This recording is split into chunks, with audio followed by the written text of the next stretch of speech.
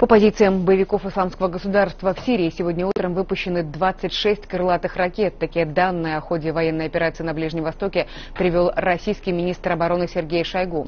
На встрече с президентом Владимиром Путиным глава оборонного ведомства сообщил, что для поражения боевиков, кроме авиации, привлекли 4 ракетных корабля Каспийской флотилии.